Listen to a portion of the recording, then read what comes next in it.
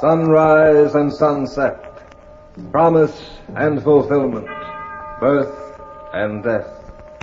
The whole drama of life is written in the sands of time.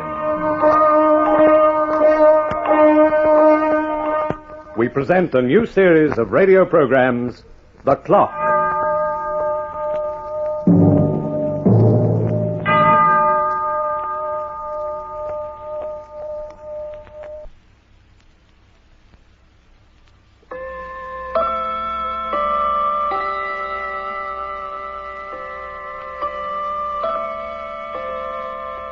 Have you ever seen a ghost?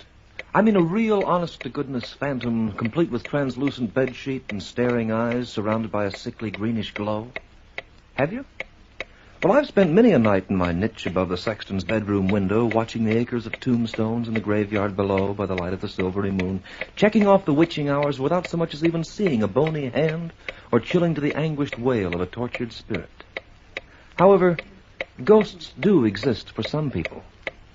Only to them it's known as retribution. It's good to get out of the city, isn't it? I'll say it is. You don't know what these afternoons mean to me, Vera.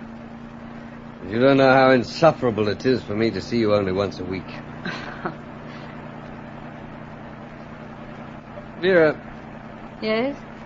How long must this go on? How long must what go on? Our seeing each other on the sly this way. It isn't fair to either of us. Just what do you want me to do, George? You can get a divorce. If you tell your husband how we feel about each other, Do you think I'm out of my mind? Is it too much to ask? You're very attractive, George. The last 2 months with you have been interesting. Interesting. Is that all it's meant to you? You know, it's meant a lot more.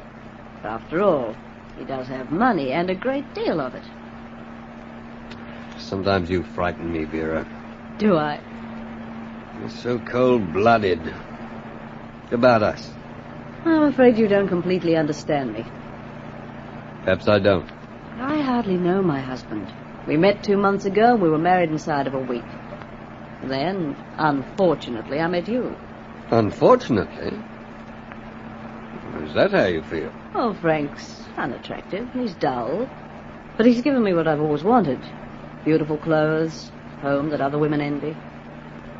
I could have been happy with Frank in a boring way if you hadn't come along. Then I have made a difference. Oh, a big difference, darling. I'm madly in love with you. Oh, Vera. What's your driving, darling? Oh, Vera, we've got to do something. We can't go on this way. That's what I've been thinking. Sooner or later, he'll get suspicious. And he'll divorce me. That won't be so good. Why not? Because he'd cut me off without a cent. Oh, is that all you think of, money? Oh, I also think of you. Very often. How nice it would be for us to see each other all the time. Not just a few hours each week. Well, there's only one answer. Yes. It's not what you imagine. Why stop here? What do you mean? It's not what I imagine. I've planned it very carefully, George. All I need is a little help. Help? For what? To kill my husband. Oh, but Vera, you're out of your mind. Am I? All right. Forget I ever mentioned it. If you're not man enough to face facts, it's just too bad. But murder? Oh, it's easy, I tell you. The way I've planned it, it's perfect. No one could possibly find out. It's so simple, it makes me wonder why I didn't think of it before. Oh, no, Vera, it's out of the question. You won't even listen to what I have to say? No. Then turn round and let's go back. But you're asking me My husband's got money, George, and a great deal of money. We'll go away together, Paris, the tropics, just you and I. And we'll really live. Live? With that on our conscience? Conscience? You talk about a conscience. Your conscience doesn't bother you much when you see another man's wife. Oh, you can be cruel when you want to be. I know what I want, and I take it when I want it. I ought to realize that by now. I tell you, I've got a plan for the perfect murder. It can't miss. And we'll be absolutely safe. You can either listen to me or take me home for good. What kind of plan do you have?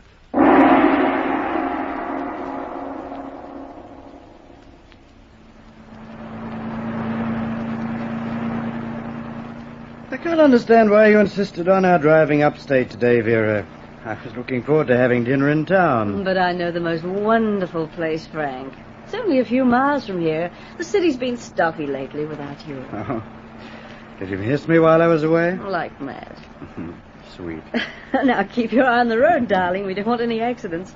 Make a right turn up there, dear. But we're on the main highway now. Follow my directions, darling, and we won't get lost. You're the doctor. Vera, it's true we haven't been married very long, but I must say you haven't shown much interest in my past. Do you have any deep, dark secrets? Well, not exactly. It seems to me that a wife ought to be just a little interested in a husband's background and his family. But you told me you hadn't any family. Well, as a matter of fact... Frank? Yeah? Look at that poor man standing in the road waiting for a lift. Oh, hitchhiker, apparently. Well, let's give him a break. Oh, I don't usually like to pick up hitchhikers. We can't pass him up. My conscience will be absolutely haunting if we do. All right, all right. You certainly do have your whims. Like a lift, mister. How far are you going? Oh, just a few miles up the road. Oh, well, a few miles will help. You can get in the back. Thanks, lady.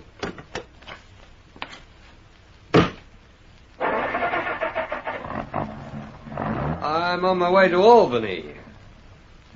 Haven't had too much luck on the road up to now. Must be tiresome waiting for people to give you a lift. Oh, I don't mind. I've been doing it for quite a while. Sorry, we're not going much farther. That's all right. I appreciate it anyway. Oh, Frank, What is it, dear? stop the car. Stop? What for? Look, I think I've made a terrible mistake. What's the matter now? I haven't been up this way in so long, I'm afraid I made you take the wrong way. There's a farmhouse just behind those trees. I'll go in and ask if we're on the right route to the New England Inn. Never mind, dear. You stay where you are. I'll go. Oh, be careful, there may be brambles. I'll be all right.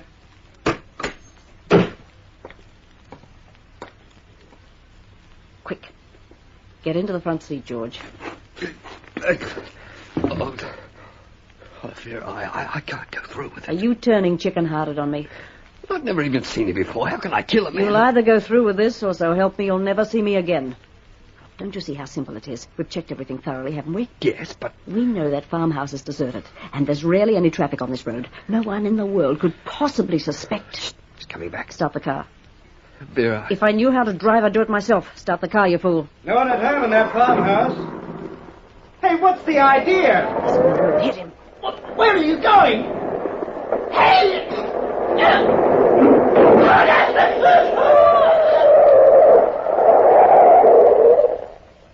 Vera. He's lying on the road behind us. Back up. What? Back up over him. You've got to. Just make sure he's finished. But I can't, Vera. You idiot, you're ruining everything. Back up, do you hear?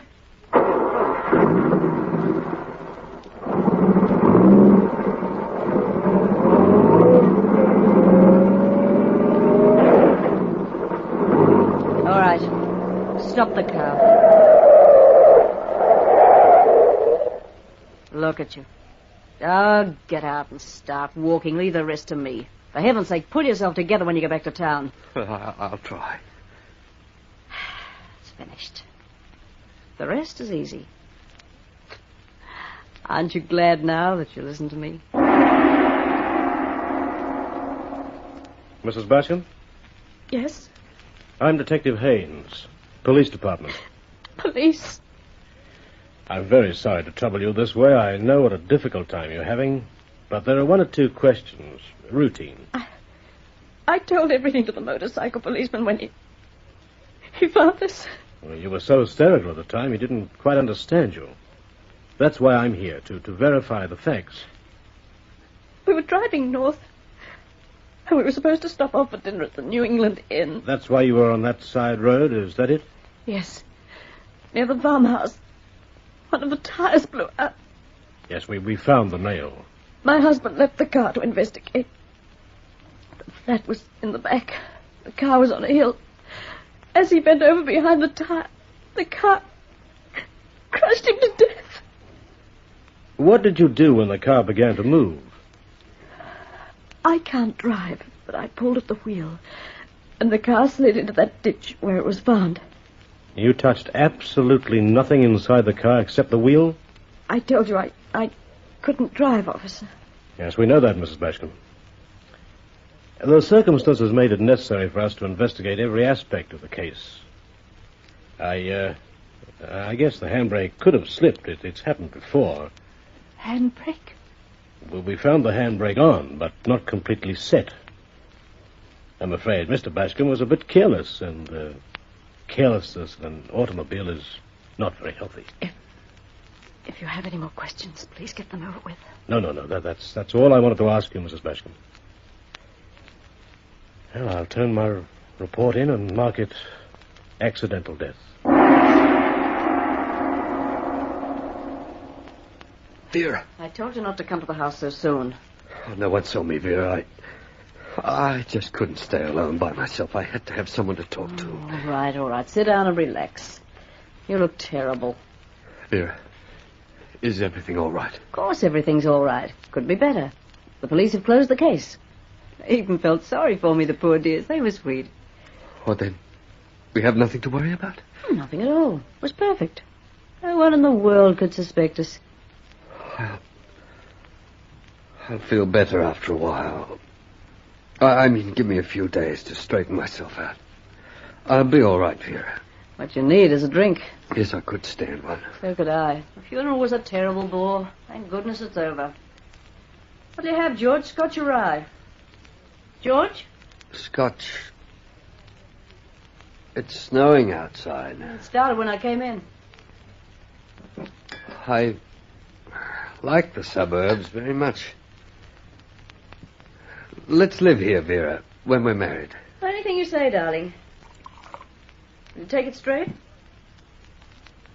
George, I said, will you take it... Vera. What is it? Vera. Come here. What's the matter with you? Out there. On the road. What? I saw him, Vera. Standing there. In the snow. George, will you make sense? Who did you see? Your husband, Vera. I saw your husband.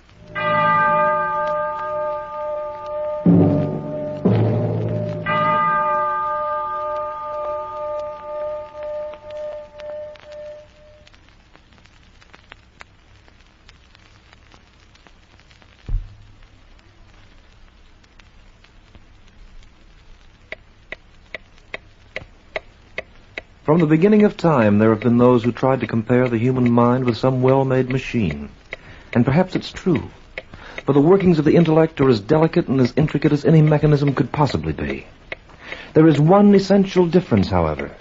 A machine has no conscience. Get hold of yourself, you fool. He was standing there, Vera. I swear I saw him. Frank is dead and buried. There's no one on that road, and there wasn't before. Your husband... Oh, for heaven's sake, George, stop talking like a child. Your nerves are getting the better of you. You need a little rest. You think it was my imagination? If you'd just be calm for a moment, you could answer that question yourself. Yes. Yes, you're right. I didn't see anything, really. Oh, I don't know what's happened to me, Vera. I feel confused, afraid. What's there to be afraid of? A ghost? Don't say that. Oh, really? George, how can you be so ridiculous? I'm going home. Wait. You're in no condition to go home alone. Oh, I'm all right now. I'll drive into the city with you. We'll use Frank's car. What you need is a little relaxation. Your nerves are going back on you. Tell you what, we'll go somewhere. Some bar where we won't be recognized. I'll get my coat. Vera. Well, what now? Nothing. Go ahead and get...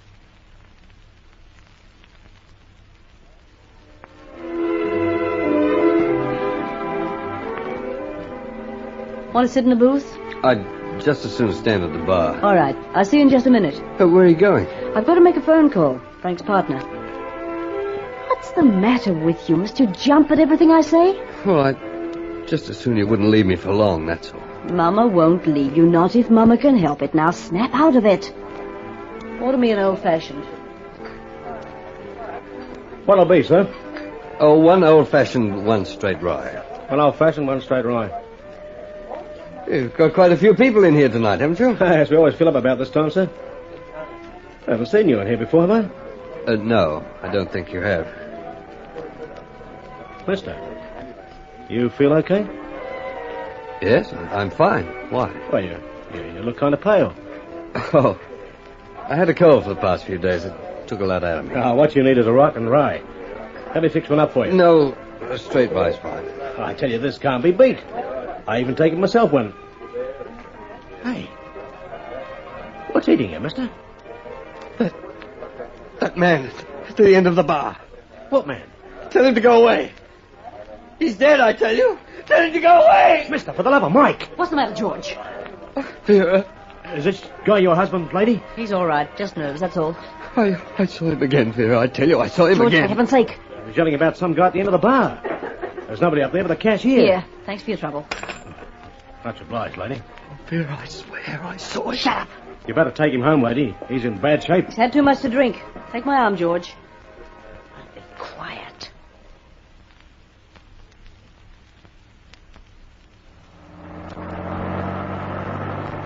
You sure you're able to drive? Yes, I can drive. Well, that was a pretty mess, I must say. You still don't believe I saw him? Must be going out of your mind. Maybe I am.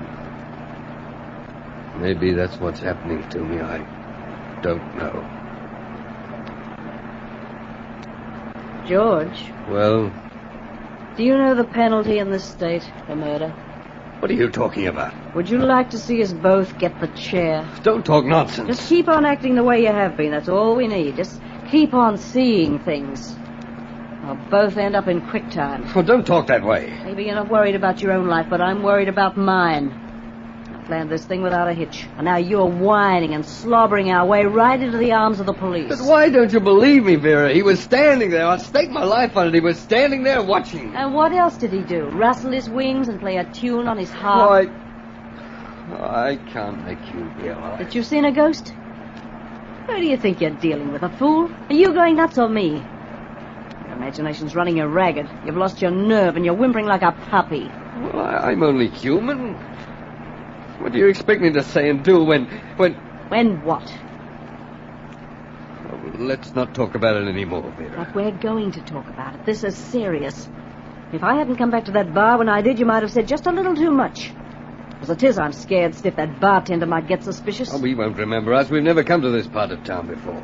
You and I have got to come to an understanding, George. What do you mean? Either you learn to control yourself and act like a man, or I can't take the chance of seeing you again. But you couldn't leave me now, Vera. Couldn't I? You'd be surprised. When my own life is at stake, baby, I can do anything. I'll be careful from now on, Vera. I promise I will. Only don't go away. You've simply got to take hold of yourself and forget that Frank Bascom ever existed.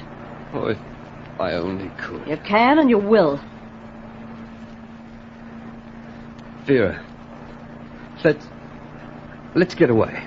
Get away where? Anywhere, even for a few days. Let's leave town. If I could only get out of town for a while, I know I'd be all right.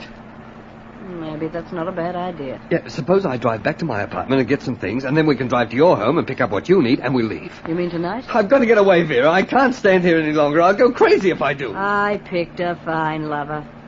What have you got running up and down your spine, jelly? Vera, will you do as I ask? Doesn't seem to be much choice. I'll be all right in a day or two. You'll see. A different atmosphere, a different city. Look, we can drive south. Maybe make Miami if we try. It's only 2 days' drive if you keep at it. Miami wouldn't be bad right now. No one will know us there. We can swim and dance and pretend that nothing's happened. What do you say, Vera? How about it? All right. But I don't see any reason to start at this hour. We can stop over in Washington or someplace like that, but I've got to leave right now. I've got to, Vera. Turn around and drive back to your apartment. We'll leave for Miami tonight.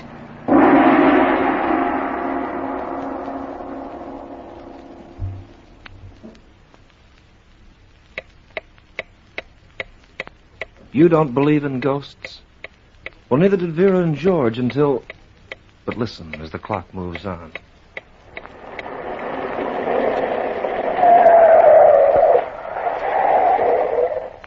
I'll park over here and run upstairs. It'll only take me 5 minutes at the most. You sure you don't want me to go up with you? That isn't a good idea for the hotel clerk to see us together. Well, don't tell me you're getting smart at last. Now that we've decided to leave, I feel 100% better, Vera. I'm beginning to feel like myself once more. Keep up the good work. I'm liable to start liking you again. Hurry now. I will.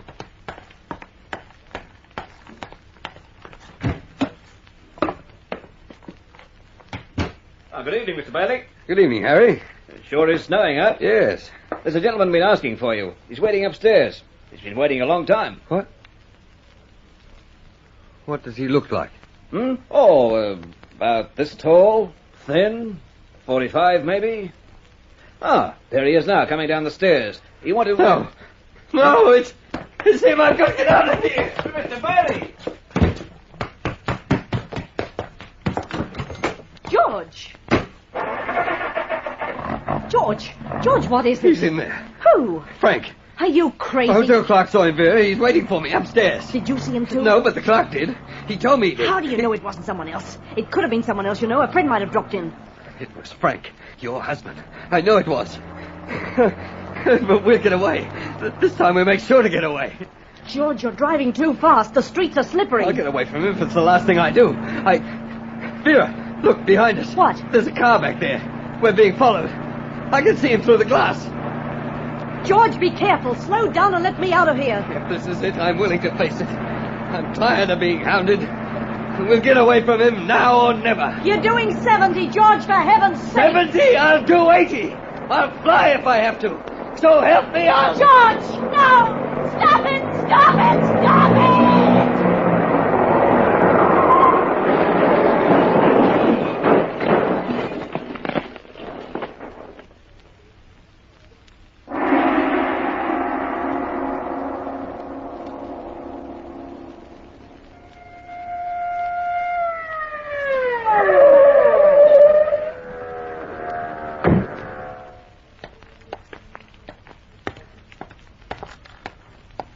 Well, that's quite a mess. They were going pretty fast, officer. I was right behind them. They're both unrecognizable. I tried to reach them, but I couldn't. But I could see they were both dead. Callahan, get hold of the morgue. Right, sir. Yeah, just one stupid driver after another. One of these days, some people will get it into their heads that a motor car is no tricycle. The roads were slippery, and they were in a hurry. Yeah, looks that way. Well, let's get the facts. You the only witness? Yes. We'll need you to testify. Very well. Better give me your name. My name is Bascom. Bascom. Yeah, it's funny. What is?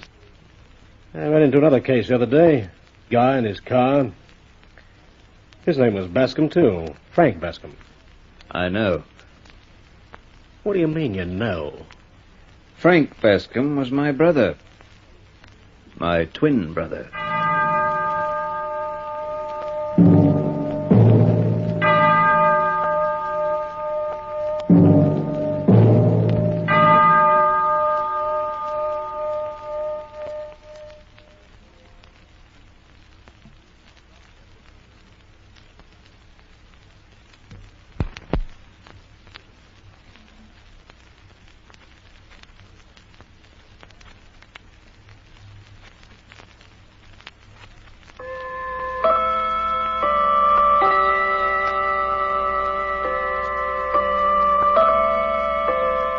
And that is the story of George and Vera as recorded by the clock. Yes, retribution can be a ghost, and a lively ghost at that. And its bony finger can be a substitute for justice. The Clock will be heard again next week, same time, same station. It is written by Lawrence Klee and stars Hart Maguire as the Clock. In this program, you heard Nigel Lovell as George and Margaret Christensen as Vera. Others were John Tate as Detective Haynes, Don Crosby as Frank, and Gordon Glenwright as Bascom. The Clock, directed by John Saul, is a Grace Gibson radio production.